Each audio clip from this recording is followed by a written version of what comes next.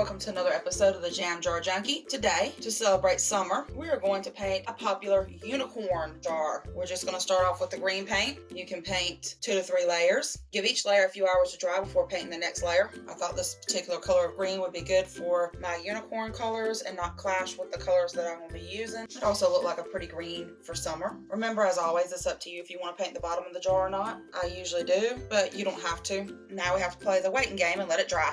I'm kind of going with this pattern here, but kind of doing my own thing. So I have these paper flowers we're going to put around the unicorn instead of painting them. And we're going to add a horn made out of glittery felt material. I'm marking where I want to put my ears. I'm going to mark where the unicorn horn goes as well.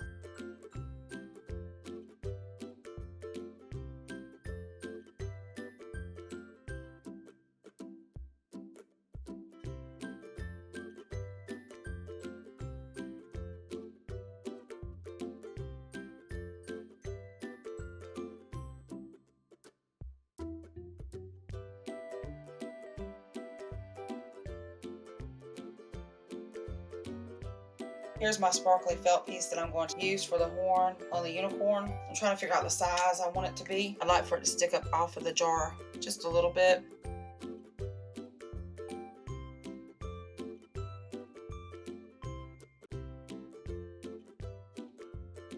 So it looks like a good fit. I'm going to glue it down and then we can start gluing the flowers on.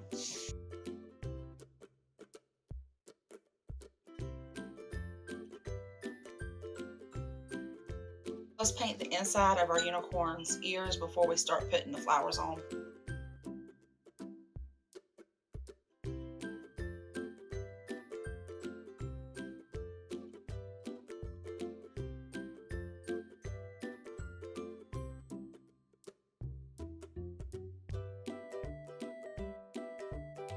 Let's give the ears just a little while to dry before we start gluing our flowers on. And after that, I think maybe if we can add a little bit more glitter to it, maybe some rhinestones, maybe some ribbon. We want to make it fancy because it's a unicorn. I got us a few leaves and some of the flowers I showed you earlier to add to the jar.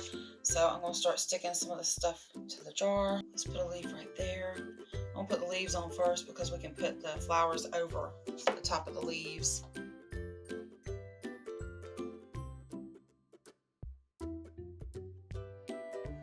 I'll come back in here later and re-glue and make sure everything's down really good.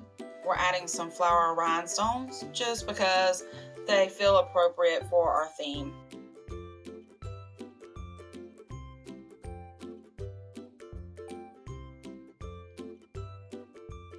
And this is the ribbon that we're going to use around the top. It's a light pink with this pretty silver strip in the middle. We're not going to need to tie this in a bow because of the unicorn horn. So we just need enough to make one single loop around the jar. And we're going to hide the connection behind the unicorn horn. So we're going to need to put a generous amount of glue around the top where the ribbon will be going. I'm just going to pull this unicorn horn up gently to put the ribbon back behind it. And I forgot about the leaf. We need to pull a leaf out too. And there you have the finished product. All right, guys, our unicorn jar is done. I think it'd be very adorable in a teenage girl's bedroom or bathroom, and she could store her makeup supplies in it.